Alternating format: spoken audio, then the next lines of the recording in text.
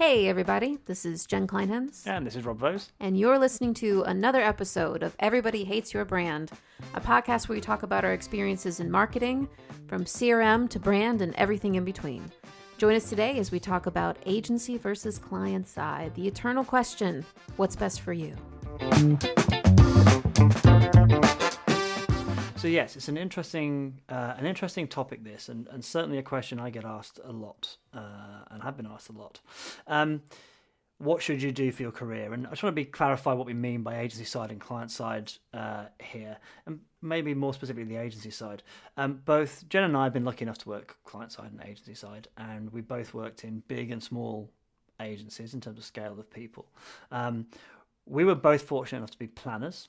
Or strategists, or whatever you want to call whichever the term. Depends on which side of the Atlantic. Yeah, it's interchangeable. And neither of us have really been involved in account services, business services, client services, whatever the bloody name of it is. And neither of us for creatives. Not on the agency side. I mean, I've had jobs client side that I would say are more like managey, more account planny, but not as an account planner. No, and I wouldn't. Or client services. I wouldn't be a client services person for all the money in the world. Yeah. I think they have the hardest job. The hardest job in an agency. Oh, man. And you'll hear creatives say, "Oh yes, but without creatives, the agency." Everybody thinks they have the hardest job. And you hear job. planners who've all got massive egos, us included, say, "Well, yes, but creative doesn't get anywhere without strategy."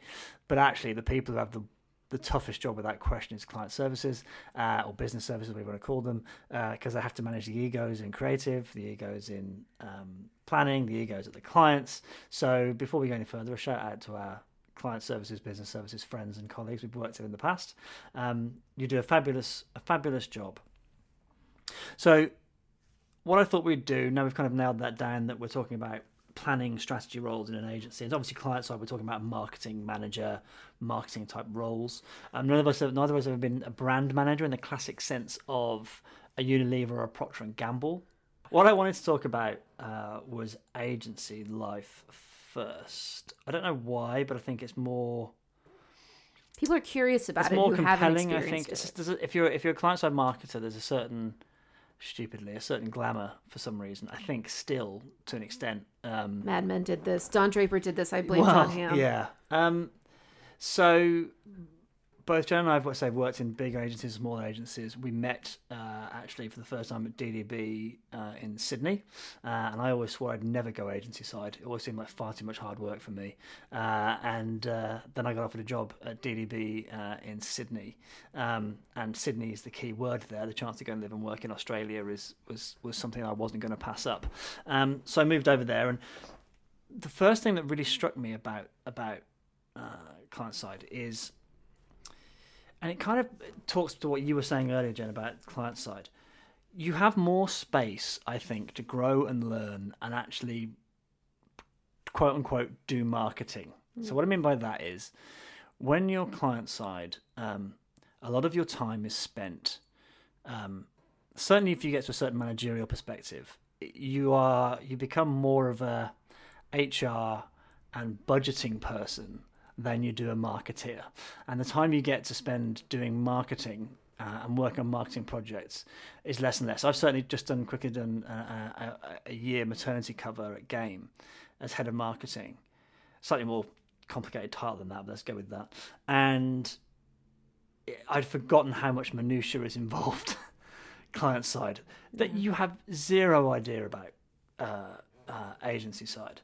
So I always said I wanted my agency to be smarter than me when I was client side. And when you get agency side, you realise, Christ, I've got to live up to that, which certainly puts a bit of pressure on you. And but you spend time, we work with brand planners, work with data planners, work with all these different people, different clients, and we'll come to having, I think, multiple clients is really important agency side. You learn so much, and your horizons expand dramatically, I think, agency side, because you're expected to put the time in and you're there to solve problems. You're there to solve the client's problems. I think cross-pollination is a big thing. It was very attractive to me when it comes to actually going to an agency. I mean, we'll talk more about it later, but I think, when I was considering the move from client, and bear in mind, like, I was at a very, very big company, 300,000 people. And like, to your point about, you get more experience kind of at a certain level client side, like, I think that's one of the brilliant things about client side is you get to, you can move laterally. It's all about like especially in a big company, if you want to get a little bit of brand, a little bit of CRM, a little bit of data led things, it's easier to do when Certainly earlier in your career. Once you get to a certain level, it becomes very difficult. Yes, but it does. I would say, when you're at what they would call like an individual contributor level, which you could still have direct reports, but it's at the point where you're still expected to do some of the work rather than just manage the teams. That's where your opportunity really is to get kind of a broad base from which to, grow or expand. But I do stand by the idea that I think because your job is simpler at agency side in the sense, I don't mean simpler as it's easier. I mean simpler as it's more single-minded. Mm. So your job as a planner is to take a brief, interpret it, and create a strategy for whatever output that is, whether that's a piece of creative work, whether that's a customer experience, whether that's a tool, an app, whatever it might be. Mm-hmm. Your job is to take that brief, synthesize it into something that makes sense and create an output. And it's a very simple input-output process. Client side, game I was managing, again, we're talking experience of managing teams here, but even if you're managing 2 or 3 people and the game was 30-odd people, you spend most of your time putting out fires, talking to individual people, more meetings than you ever need to go to. There's definitely less meetings agency side. And you don't get the time and the breathing space, I think, to sit down and think or to a degree improve yourself. I think it's almost like beholden on you as a planner to learn, to dig, to probe kind of the problem. The tip of the spear in terms of innovation or trends. Like you have to be always learning. Yes. I think the difference for me, it's easy to get stale client side. What's that? It's easy to get stale in terms of your skills client side. I don't know if I would say stale. I think if you're talking about things like trend spotting or strategy or things like that, yes and no. Like I found that I got tunnel vision in a way because you're just inside a company, and especially the size of the company I was at was so large that you spend so long just getting to know like what groups do what and who does where, and then everybody moves jobs, and then there's a reorganization every 6 months or a year, and then you have to relearn everything, and so much of your job as a client is to navigate internally. So you have to really pay attention to what is the chain of command, whose boss does what, what does this person want versus that person, like how do we communicate to all of these kind of senior people in the organization. I think you're kind of forced to do that in a way. And I think that's what sometimes agencies can forget. Like I've sat in certain, in meetings and what have you, and people talking about the client, and they don't, if you've never worked client side and you've only ever worked agency side, you'll never have that perspective of what it's like to manage all those different things and the things that you're asked to look at, and the fact that you don't spend your time, again, reading, digging into things, it just doesn't happen. If I think about Game at Christmas, it's insanity, non-stop. Mm-hmm. So I think that's an interesting one. I think the other thing that kind of ties into that I would say is a real positive about agency side. You talked about being blinkered. Oh, agency or client side? Sorry. Well, you talked about being client side, being blinkered. You're focused on this one thing. If anybody's listening to this and they do go agency side, or decide they're a client side marketer and want to try and go agency side, one of the things I would absolutely say to you is try not to get stuck on one account. And there's a couple of different reasons for that. This is my personal opinion. One, I was very lucky. When I was at DDB, I worked on 4 accounts. I worked on Westpac, which is a big Australian bank. For those of you who don't know, I worked on McDonald's, or Macca's, as they call it out there, Volkswagen, and Gumtree. All really interesting, all very different. But in 4 years, I essentially learned 4 new industries. And if I tried to do that client side, Christ, you'd 10 have to years. have 4 different jobs. You know what I mean? Like that would companies. take forever. And I think the thing that made that had a real positive in the sense that it kept things interesting and fresh, and you're trying to apply the skills that you've learned, but different industries. Cars versus classifieds is quite an interesting difference. Yeah, versus restaurants and what have you. And you start to learn what's the same, and I think that's valuable as well. Yes. Like what's different, but also what's the same. Mm-hmm. And I think that is always a surprising learning, when you kind of are taking on a new set of priorities, a new company, a new like level of maturity with different sort of things. Marketing, customer experience, data. It's nice talking to different people though as well. I find it's quite nice talking to you jump. It can be a real head fuck in some ways because you're jumping from a Volkswagen to a Gumtree to a McDonald's, whatever it is.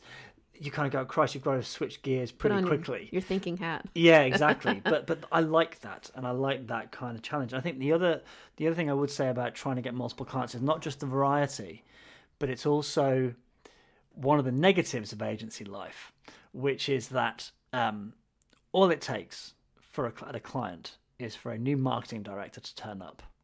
And one of the things new marketing directors like to do, because they like to put their stamp on things and they don't want to keep or be kind of beholden to previous decisions, is they may well look at their agency roster because it's an easy thing to change. And so if you're a one person account and the new marketing director comes in, just watch out, because the sword of Damocles could be swinging by a thread over your head. And I think if you've got multiple clients, you are sheltered from that because you are useful on more than one client. I that's how it felt to me, certainly working in DDB, was I felt like, okay, I've got multiple clients here, so if one goes, at least I'm useful in other places. Your risk is spread amongst quite a few clients. I mean, yeah, I do think that's something to kind of consider as well. I mean, I do think in some ways, well, I mean, this is the stereotype, right? That agency life, especially in the US, I feel like much more so than the UK, where we're podcasting from at the moment. It's very volatile. Now, client side can be volatile as well. Yes. But I think the old stereotype is basically like, you work in an agency, you get fired at the drop of a hat. You work client side and you'll work 50 years and get your gold watch. Now, that's not true so much anymore. No. I will say, like, it still feels slightly more secure at a client. I feel like there's more tea leaves to read. A lot of times you have, a little bit of runway. You can kind of look around and go like, ugh. Now, the flip side of that is moving client to client, I feel like is harder than moving agency to agency. I think it takes longer. Yeah, I think so. And I think recruiters pigeonhole you a bit. I mean, I was at Vodafone for 8.5 years, and I remember saying to the first recruiter when I was leaving, I said, don't bring me any telecoms jobs because I'm going to say no. And the first job they brought me was a telecom job. Well, that's what I've been told by recruiters as well when I was just kind of, poking my head out and seeing, if I wanted to move out of telecom just to try something new. It was the trifecta. What is it? Banking, telecom, and insurance. That's what I was told. So basically, if you want to go from a telecom to banking, super. If you want to go from a bank to an insurer, also great. But if you want to go from a telecom to like a retail client, that's much harder. Yeah, that's much harder. I would agree. I think in this country, financial services, sort of utilities. So if you're like a Centrica or a National Power or something like that, and telecoms, you're absolutely right. I mean, the only reason I managed to get into retail was because a friend of mine was talking to Game already and was decided to stay at Vodafone and pointed me in my direction. That's the only way I got the lead. It's serendipity, really. I think the other thing I wanted to kind of talk about a little bit is that the real positive about being agency side, I think, is you learn to sell. Yeah, that is a good skill, for sure. And I remember a friend of the program, Natalie Moore, who we both know is a good friend of ours, and we worked together in a few places. But when I got back from Australia, we were working together, and she said, your presentations are so much better now than they used to be. And the reason for that is because you spend your day as a planner, a lot of your time as a planner, constructing PowerPoint decks. Or stories, constructing narratives. What's the narrative thread in this deck that's going to lead people to be get to the position you want people to go? So you're trying to sell something. You're trying to sell this strategy. Here's why you should do this, and you need to learn to sell. Whether that's visually, using your voice, being comfortable talking to clients. I think that's a real thing that client side you don't get as much. You might have to sell upwards, you might have to sell in those kind of places, but you get better at it, I think, agency side. Yeah, the one thing, like, I would agree with you. I do think selling a certain kind of selling you get really good at an agency. The one thing I would say you miss out on, though, is navigating organizations. So because so many agencies are so flat, and they pride themselves on that, I think, rightly, because, when you have ideas kind of being the currency of the agency, it doesn't make sense to have like lots of layers of bureaucracy. Now, when you get to a client, being a client is really all about ownership.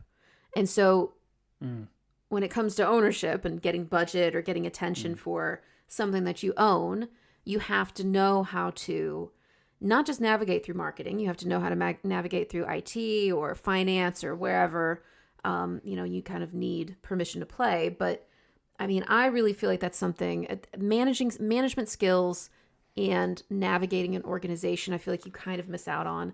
And an agency, and a lot of friends that I've had or have who've done the all agency at the beginning of their career and then trying to move client side, I think get really frustrated. And in some ways they do get pigeonholed into the sort of an individual contributor level where they're doing the work, but they're not managing anybody. Because I think that stereotype, there is some truth to it that, there's less management skills. An MBA is hard to find in an agency.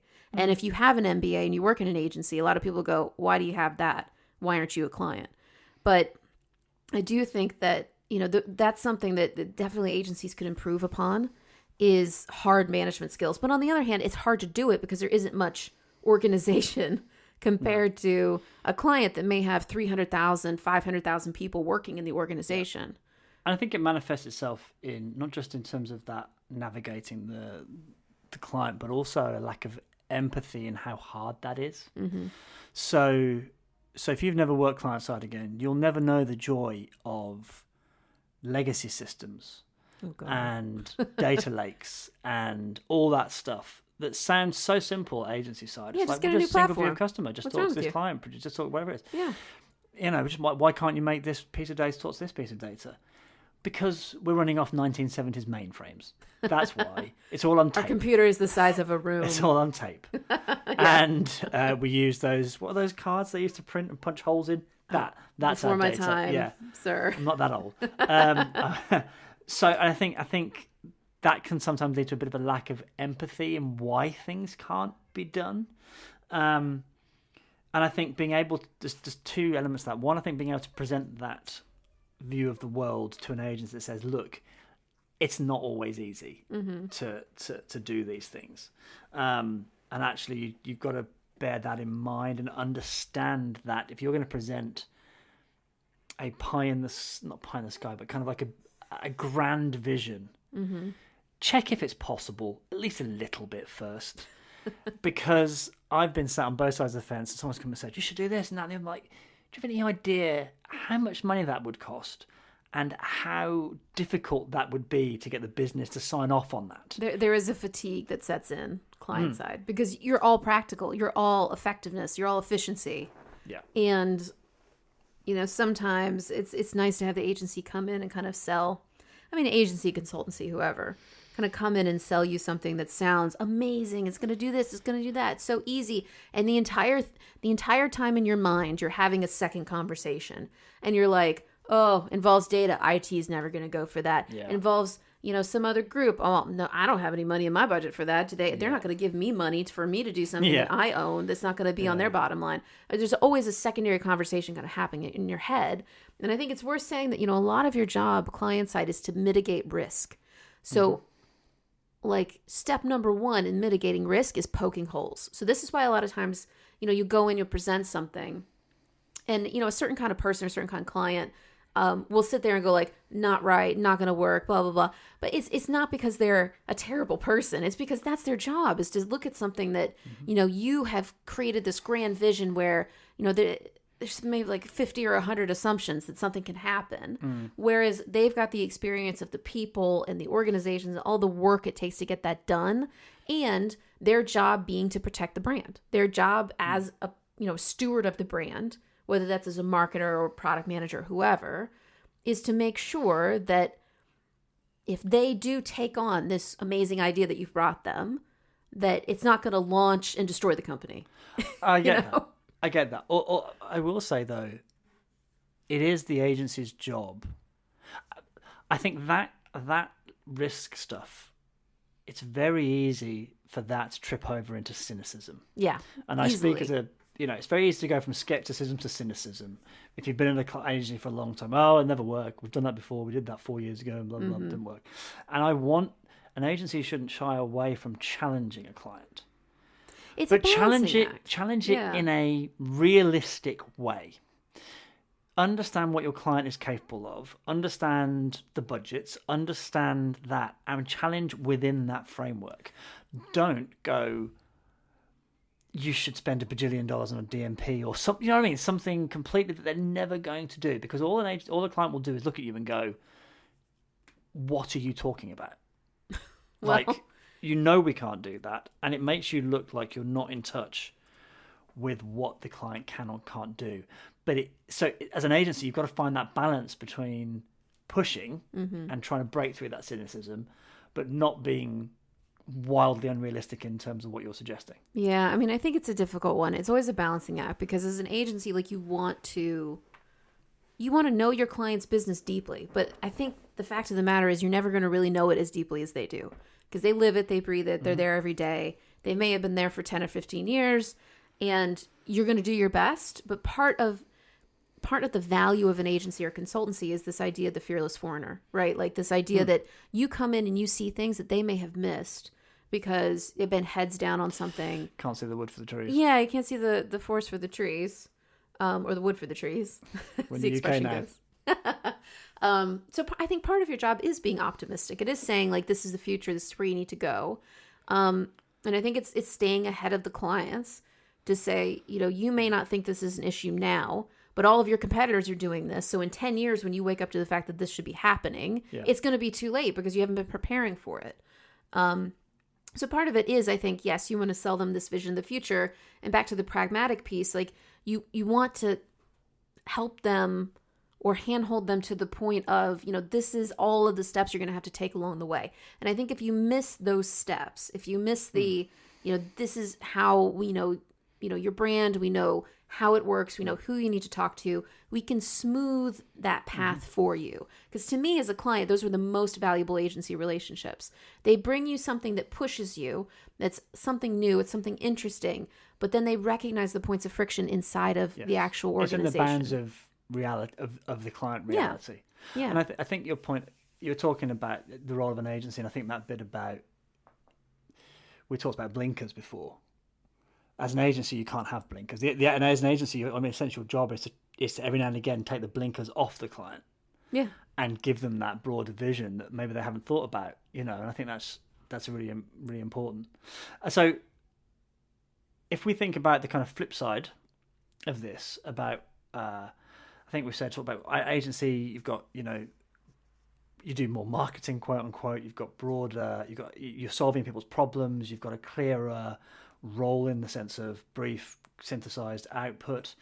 I think the one thing that I found hardest in terms of transition, without question, was giving up control over the final decision. So I went from saying, we're going to do this, this, this, and this, to, you know what, you really should think about doing this. And then you get the phrase that makes my skin crawl, which is, yeah, that's really good. We just need to get something out though, which makes me want to just pull my own ears off. But I think that lack of control is one thing that I found, if you found the same, but you go from, I felt I went from making a decision to nudging, cajoling, suggesting, and I found that hard, at least to begin with, for the first 3 months. Sorry, so when you're saying when you went to an when I agency went as a agency strategist, side. Yeah, it was when I more went of a left, persuasion. when I left client side where you have control, to go agency side to be suggesting, I found that difficult. Yeah. I mean, I think it is. God, there's something, I should link to it in the show notes. There was something, and I put $1 in the Steve Jobs jar. Sorry, but no, Steve Jobs was giving a chat, I think at Stanford University, and he was talking to MBA students and asking, how many of you are consultants? And spoilers, a lot of them raised their hands. That's very true of any MBA program. And he said, oh, that's bad. That's bad. How many of you, work at a business or a brand? And a few people raised their hand. And I think his whole point was a consultant or an agency doesn't really own something. And in his mind and his perspective, which I share, having done both, I think it's really important at some point in your career to own something in a big company. I don't think it has to be a big company. I just think it means I think you could work for a retailer that's not massive, but own something, build something yourself. But I think that what you're boiling down to is the same point, though, which is I think we both agree, because there's two things about working in agency I want to suck out and talk about separately. But from a marketing and career perspective, I think we would both agree that doing both makes you better at your job. Yeah, absolutely. Whichever side of the fence you would then end up at. Yes. The simple answer is do both. Yeah. Rather than one or the other. If you can. I think there's probably separate issues and questions around when in your career is the best time to do that. Mm-hmm. When, and to be just completely frank, I mean, a lot of agency folks end up client side towards the ends of their career because for whatever reason they've been, I don't know, aged out, skilled out, whatever, or have just chosen to kind of leave the agency lifestyle behind, and sort of move to something that might be more fitting for a normal human's life rather than... Yeah, and I think that's the other thing about agencies, there's a heavy turnaround. But I did it after 12 years client side, which felt, I kind of liked that. I think that was a good time for me. But it's funny, I was talking to some of my team at a game about this kind of thing. You're right about when, but just try it. Yeah, if you just can, try it. You might hate it, and we'll come back to the transition in a minute. Transitions will always be hard. But there are two things I wanted to pick out that are peculiar to agencies. Yes. That, in my opinion, are horrendous. The first one is timesheets. Timesheets, for those of you who've only ever worked client side, is literally what it sounds like. Essentially, what you have to do is go into whatever system they've given you and say, okay, I spent this many hours on this day working on this project or for this client. And that's how they tot it up. And if you've got a retainer, that's how many hours you've got allotted. And they always say, do it every day. No one does it every day. No one does it. There's no way. Who is that person? I don't know. But Christ. And then what you end up doing, maybe every 2 weeks or every week, is trying to piece together your week. Or at the end of 2 months when they're threatening to ruin the whole of your paycheck. I used to look at my diary and go, okay, what were my meetings? I can block those out. And then I would go into my sent items for the week and go, okay, where was I sending emails? What presentations did I send? What did I write? And like a crap version of Memento, you piece together your week. It's horrendous. Not a reason not to go agency side, but it's awful. I do have a trick for that, though. I'll tell you what I do. Go on then. So at the end of every day... Work of fiction. It is not a work of fiction. This is what I do because I have the memory of like a goldfish. I go in and just... I put it on my calendar every day. And I put in the job codes and stuff. But I don't do the timesheets. Loser. Listen... I have a ritual at the end of my day where I try to make sure, have I responded to the right emails? For instance, I'm really bad at flagging an email and then forgetting to respond to it. I'm like, this is really important.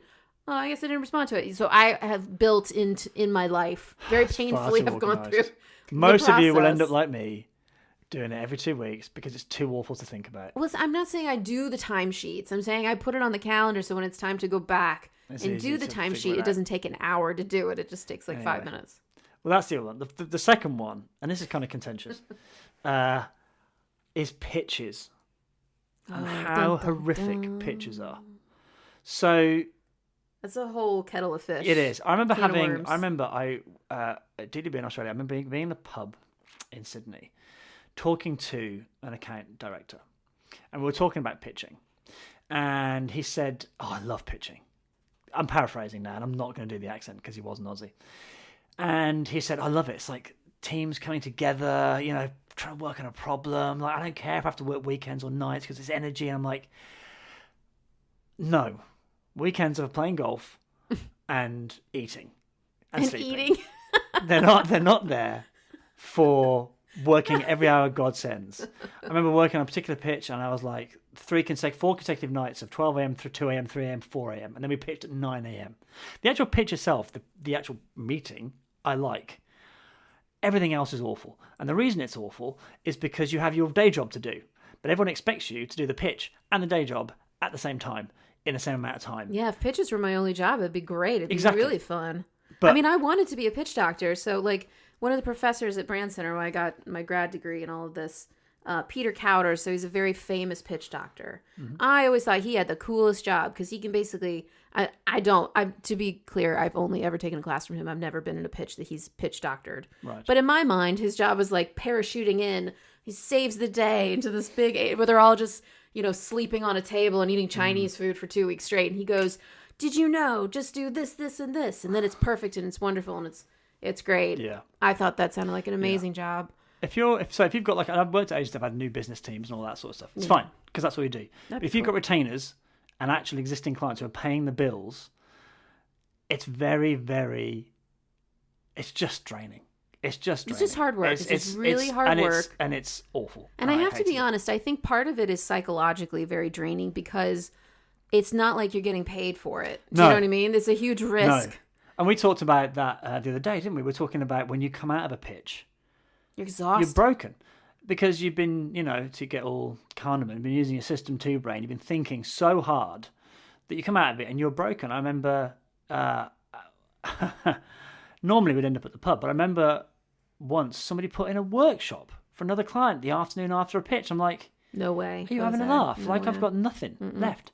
Anyway, we've been talking for a long time, but I think we've kind of come to the conclusion that we both agree that if you can have both agency and client side on your career, definitely do it.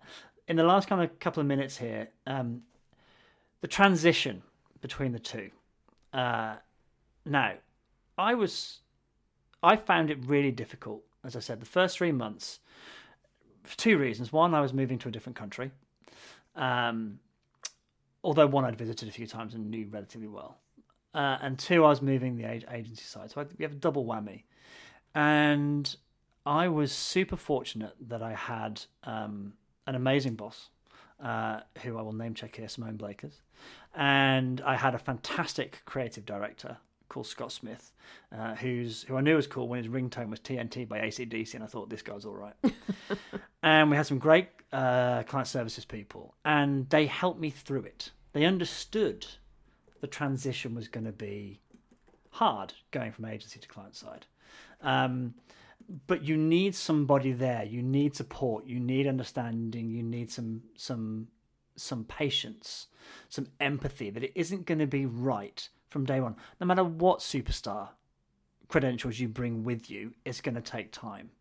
What did you think when you transitioned? It was probably the hardest thing I've ever done. I mean, and I think it'll probably be, at least in my well, I shouldn't say that. So I think any transition is really difficult. So like I was an entrepreneur and kind of working for myself as I was, being a classical musician and kind of starting businesses. I went to grad school and then it ended up at a client. And I think that was a difficult transition because I didn't really know anything about the corporate world or how to do that. So going from 0 to client, very difficult. Going from client to agency, extremely difficult. I would say if you're going to do the transition, when you are interviewing, make sure that you have a couple of things. And that, number one, is political cover, because there will be a period of transition for you. No matter how many agencies you've worked with, no matter how close you might be to it, no matter if you went to a place like Brand Center, it's like an ad school and a very good and very famous one. It will be a difficult transition for you, and you need to have someone who's senior enough, who understands that there will be a period of you learning how to do the job. And there will be huge benefits. And I speak to many agency HR people because I looked and looked and looked for a really long time to try to find an agency that, in their words, would take a chance on me after being in a client role that we'll call impactful, to kind of sum it all up, right? Like very, like a lot of visibility, senior people, a lot of really cool projects, a lot of really interesting results, plus an MBA, plus a master's degree in agency land. But a lot of, I think, agency folks saw my resume and only saw client side, and in their mind that was a no-go, because I'd never had agency experience. They weren't looking for someone that they felt like would take a few months to sort of transition. the political cover, I think, is really key if you're going from client to agency for the first time. So having that boss or that senior person that knows it's going to take a minute, that knows who has done it before, has done it themselves. I think these are key things. So don't jump at the fact that an agency is kind of offering you a chance to kind of, jump on and do something cool.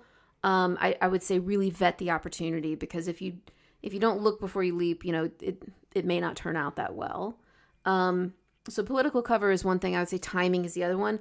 Make sure that they being the agency, are realistic about how long that's going to take. And I think we've talked about this before. It's about a 3-month transition. Yeah. It's about a 3-month transition. 3-month transition.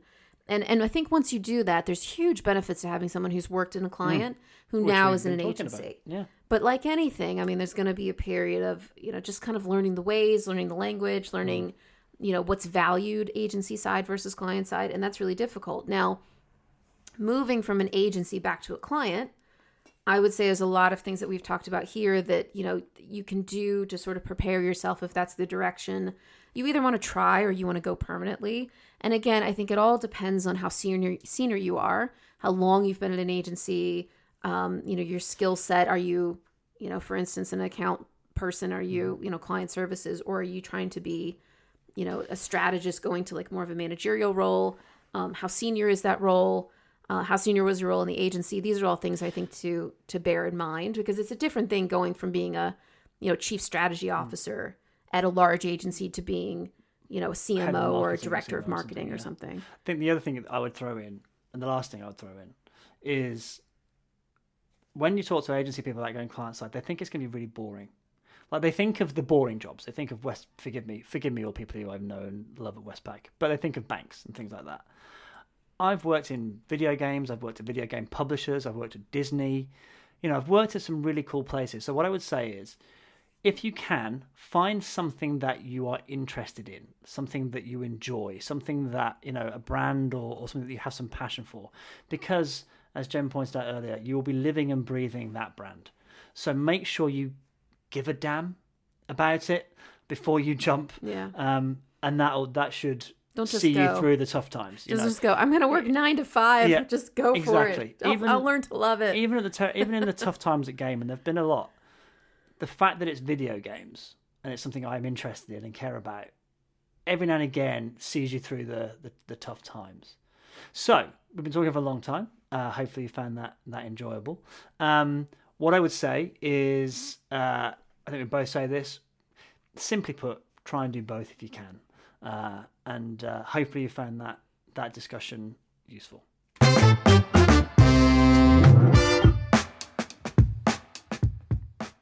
So that's it for this episode of Everybody Hates Your Brand. We hope you enjoyed it. You can find show notes, resources, and more episodes on our website, everybodyhatesyourbrand.com. But before we go, very interesting conversation, went in a lot of different directions, but let's leave on a positive note. So let's share what we're loving right now. So Rob, what do you got this week? Well, I'm loving your book, Choice Hacking, Oh. he says in a blatant shill. So I'm going to hand it back to you as author of As that I book. slide a fiver across the desk. As author of that book, to talk about it. Yeah, so I just released a book called Choice Hacking, How to Use Psychology and Behavioral Science to Create an Experience That Sings. So this is something I've talked about on a few different podcasts, but I've been working on for a while. So talk a little bit about a model I've created called Choice, CHOICE. I spelled choice correctly. Yes, you did. And how to use this framework to apply psychology, behavioral science to what we'll call it ethically nudge customers, create something that, can persuade people, create an atmosphere of trust, and then also, good emotions sort of related to your customer experience. So you can get it on Amazon, you can get it on, Barnes & Noble, Kobo, basically wherever ebooks are sold. All good ebook stores. Yes, all the good ones. Not the crap ones. Well, you did it. You wasted another perfectly good half an hour with Rob and Jen and the Everybody Hates Your Brand podcast. Again, you can find us on everybodyhatesyourbrand.com or your podcast platform of choice. Have a great week. And as my mother always says, take great care and be vigilant. Thanks.